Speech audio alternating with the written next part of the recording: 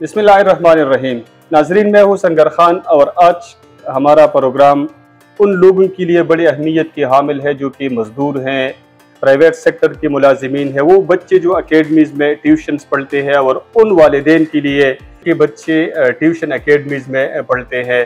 इस पर हम बात करेंगे और इसके साथ साथ ज़िले इंतज़ामिया ने चंद इक़दाम की है जो कि बहुत ज़्यादा काबिल सताइश इक़दाम है। इंक्रूचमेंट के हवाले से एक ऑपरेशन चल रहा है, इसमें इन रेवेन्यू के हवाले से भी इन्होंने चंद इक़दाम की हैं और इस पर भी बात करेंगे। इन मौज़ूआत पर गुफ्तगू के लिए हमारे साथ मौजूद हैं additional deputy commissioner Peshawar Mohammad Hashim Azeem साहब। सर, आपके वक्त का बहुत बहुत शुक्रिया, आप मसरूफ़ थे, आपने हमें वक्त दिया। हुकूमत ने एक कानून पास किया है मिनिमम सैलरीज़ के हवाले से कि एक प्राइवेट सेक्टर के मुलाजिम को या एक मजदूर को 36,000 यानी 36,000 कम से कम तनख्वाह दी जाएगी। यौमिया ये बनता है तकरीबन 1350 रुपये। अब इस पे अमल दरामद तो नहीं हो रहा है, किताबों तक तो महफूज है, कागजात तक तो महफूज है, लेजिस्लेचर ने अपना काम किया, कानून साजी तो हो गई। अब इशू आ रहा है सेकंड स्टेप पे एग्जीक्यूटिव का, इम्प्लीमेंटेशन का इशू आ रहा है। तो कैसे समझते हैं ये इम्प्लीमेंट क्यों नहीं हो रहा है? बहुत इम्पोर्टेंट सवाल है, बड़ा ज़बरदस्त सवाल है। देखिए, हम हर साल मजदूरों का आलमी दिन मनाते हैं, लेकिन देखें तो ये इस्तेसाल है, ये इस्तेसाल है अशराफिया का, मजदूरों का, ये इस्तेसाल है मेहनत कशों का, ये इस्तेसाल है जो हिलाल की रोजी कमा रहे हैं उनका। इसमें हमने मीटिंग्स कंडक्ट करनी है, लेकिन आपकी बात ठीक है, अब इसमें इम्प्लीमेंटेशन में बहुत ज्यादा जो है ना गैप है।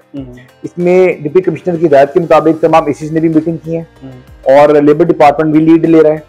हमने इस पे एक्टिविटी स्टार्ट कर दी है और अवेयरनेस भी स्टार्ट कर दी, इस पे खुली कचहरी भी मुनक्कद कर दी है, ताकि अभी तक ना इस बात को ट्रिकल डाउन करने के लिए अवेयरनेस जरूरी है, ताकि जो एम्प्लॉयर्स हैं उनको पता लगे कि आपने इस चीज को इम्प्लीमेंट करना है। तो वो भी काम चल रहा है इन पैरेलल विद इम्प्लीमेंटेशन। इसको हम और तेज करेंगे, उनसे हम डिटेल्स लेने अपने एम्प्लॉयज की और उससे इम्प्लीमेंटेशन मैकेनिज्म को फाल बनाने के लिए हर सब डिवीजन की सतह पर हम कार्रवाइयां स्टार्ट कर रहे हैं। लेकिन हमारी कोशिश ये है कि लोग इसमें खुद कंप्लाई करें, क्योंकि जब एक दफा अच्छी तरह से अवेयरनेस हो जाती है, आगाही फराहम कर दी जाती है, तब इम्प्लीमेंटेशन खुद ही बेहतर हो जाती है। नहीं, कंप्लाई से आपका मतलब मुलाजिमीन है या मालिकान है? कंप्लाइंस देखें, एम्प्लॉयर, मालिकान, हम पहले उनको अवेयर कर रहे हैं, उसके बाद सेकंड स्टेप में हम इसमें सख्त एक्शन लेंगे। जो इसकी खिलाफवर्जी होगी मिनिमम वेजेस पर हम सीलिंग भी करेंगे, हम इनके खिलाफ कॉग्निजेंस लेकर इनको कैफरे किरदार तक भी पहुंचाएंगे। लेकिन इस हार्ड मैयर से बेहतर है, क्योंकि अभी इसमें बहुत ज्यादा गुंजाइश है। अभी ग्राउंड पे इसकी इम्प्लीमेंटेशन इस तरह नहीं है जिस तरह होनी चाहिए। ये एक नई चीज है, नई चीज इन अ सेंस ये कि इसको फाल बनाने के लिए बहुत मेहनत दरकार है। तो सब डिवीजन लेवल पर डिप्टी कमिश्नर साहब ने गाइडेंस दे दी है, डायरेक्शंस दे दी हैं, इस तरह इसको फाल इंशाल्लाह बनाया जाएगा।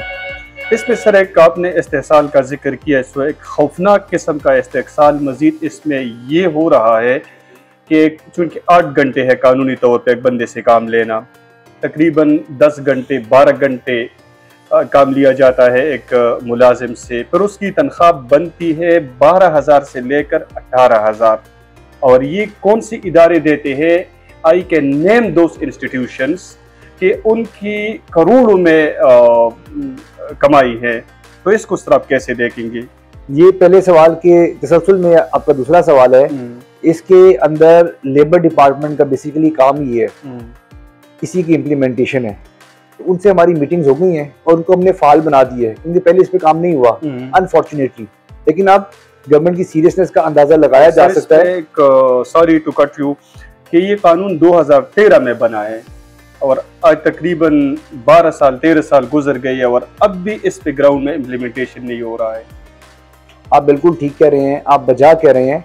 अनफॉर्चुनेट स्टेट ऑफ अफेयर्स है और प्रायोरिटीज होती हैं, लेकिन मैं तो समझता हूँ कि सबसे अहम चीज़ है कि मजदूर का इस्तेसाल तो किसी भी कौम के हवाले से बहुत ही सीरियस नेचर का है। मतलब इसको हमने मिनहासिल कौम जो है वो कंडेम भी कर रहे हैं, इसके खिलाफ आवाज भी उठानी है और इम्प्लीमेंटेशन भी करनी है। तो मैं आपको बता रहा हूँ कि अब सीरियसनेस ये है कि हर सब डिवीजन लेवल पर हमने इसको एक्टिवेट कर लिया है। लेबर डिपार्टमेंट के साथ मिलकर हमारे एसी साहिबान अवेयरनेस भी कर रहे हैं और इसके खिलाफ सख्त एक्शन भी करेंगे। लेकिन प्राइमरीली ये जॉब लेबर डिपार्टमेंट की बनती है, ज़िला इंतजामिया जिस तरह हर चीज में लीड लेती है या हैंड इन ग्लव करके चीजों को इम्प्लीमेंटेशन की तरफ लेके जाती है, तो सब डिवीजन लेवल पर हम इसको इंश्योर करेंगे और उसके लिए हमने आगाज कर दिया। सर, इसमें एक लोगों को, मुलाजिमीन है या मजदूर है, उनको आप क्या पैगाम देंगे? क्योंकि आप एक रिस्पॉन्सिबल जिम्मेदार शख्सियत है, एक ऑफिसर हैं, तो ये लोग आपकी बात को सीरियस लेंगे।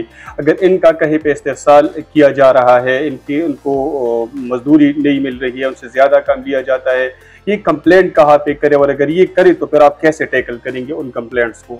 बहुत अच्छा सवाल है जी। इसमें हमारा पहला जो हदफ होगा वो बड़े एम्प्लॉयर्स होगा, बड़े मालिकान होगा, अशराफिया होगा, और इसमें जो हमारा डी कमिश्नर कंप्लेंट सेल है उसका नंबर भी आपके साथ शेयर किया जाता है।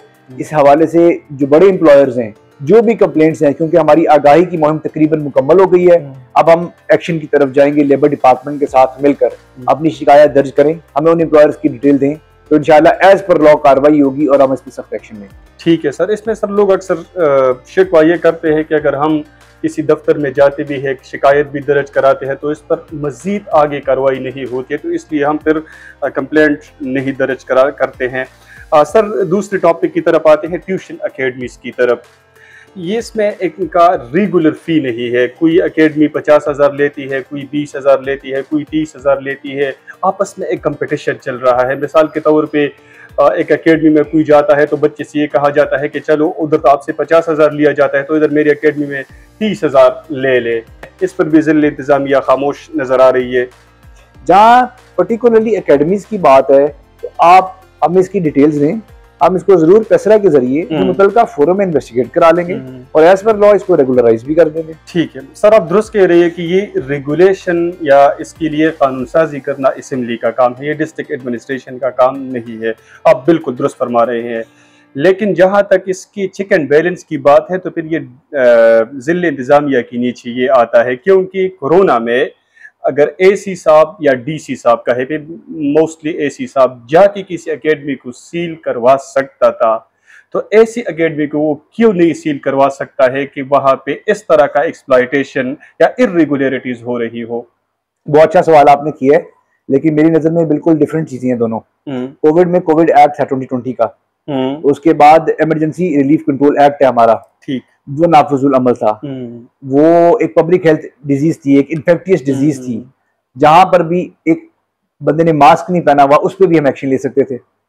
जहां पर मार्केट खुली थी, टाइम की जो है वो पासदारी नहीं की जा रही थी, उसको भी सील कर सकते थे। हेल्थ इमरजेंसी नाफिजुल अमल थी, जिसका एक अपना तरीकाकार है और उसके तहत कॉग्निजेंस ली जा रही थी।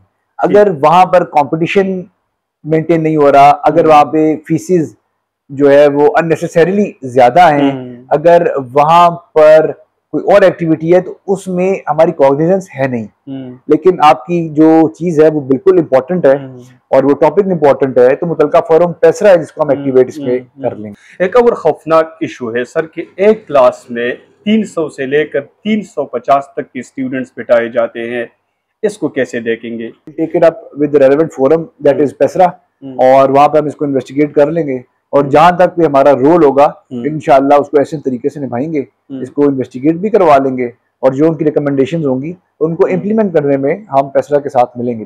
ठीक है।